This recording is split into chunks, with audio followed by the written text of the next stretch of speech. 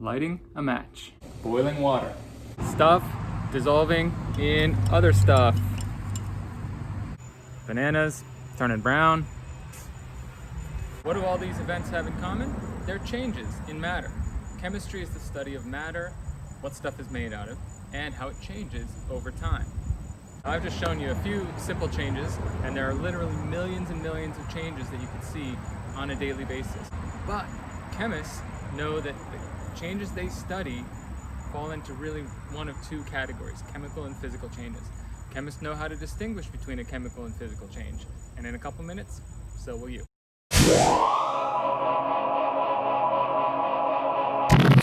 Now, before we get into physical and chemical changes, let's talk about physical and chemical properties. A physical property is something about a substance that you can observe without actually changing the substance. For example, I have a piece of copper here, and it's kind of knobby looking, it has a weird shape. I can observe that without changing it. It's kind of got that cool coppery color. It's got this rough texture. I could test what its temperature is. All these things I could do without actually messing with the actual copper. Chemical properties, on the other hand, are things that you can only observe about a substance when you actually change it and do a chemical reaction with it. You might recognize this as a sparkler.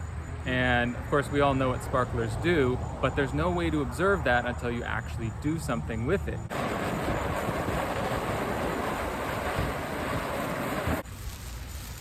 Here's the sparkler doing what a sparkler does. All the lovely glittery things and fire and stuff. But of course, you can't see that until you actually do something to it. All right, and that's an example of a chemical property, it's reactivity. And this is an example of a chemical change in which the sparkler is changing into something else. Okay, I'm never gonna be able to get the sparkler back to the way it was because after it's done, it's just done.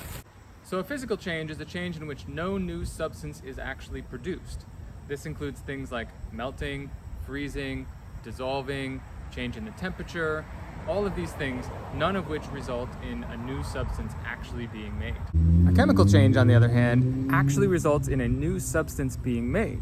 One good example would be making toast at home. Your toast gets brown and it changed, and there's no way to get your toast unbrowned again because it's kind of an irreversible change. One thing got turned into another thing. Here's a fun example. So I have a piece of magnesium metal here, and I can tell its physical properties that it is silvery, it's shiny, it's kind of bendy, I could wrap it up into a little ball. All of these things I'm doing to it are just physical changes because nothing else has actually happened and I haven't made anything new. I happen to know though that if I take this piece of magnesium metal and apply some heat to it, I get a definite chemical reaction out of it. And this thing is really going. Don't look directly at it.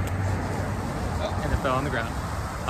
But it is definitely reacting. There's an energy change that usually accompanies a chemical change. And it's turning into new things. Like, for example, I don't know if you can see this. It kind of turned whitish there, the stuff that's left. And that's a new substance that wasn't there before. And I can see because something new was made that was a chemical change. Let's try one more. I have two substances here, both of which are white crystalline solids. Again, things you could observe without actually changing it. I'm going to go ahead and throw this in here and watch it dissolve a little bit. Again, dissolving is a physical process. We're not making anything new here. We're just getting it in, mixing it in with the water. And we'll do the same over here with my potassium iodide. This is a chemical compound. It contains two elements, potassium and iodine. So far, what I've done is just physical changes. I've just dissolved it, got it in there mixing with the water. Now, chemists, when they're investigating chemical change, often have to just take one thing and try to react it with another thing and see what happens. Lots of times nothing happens. In this case, we'll take this and we'll put that in there. Oh, that is awesome.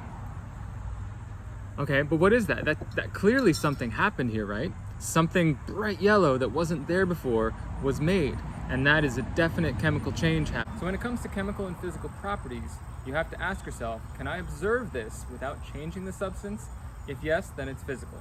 If not, you have to change it in order to observe it. That's a chemical property.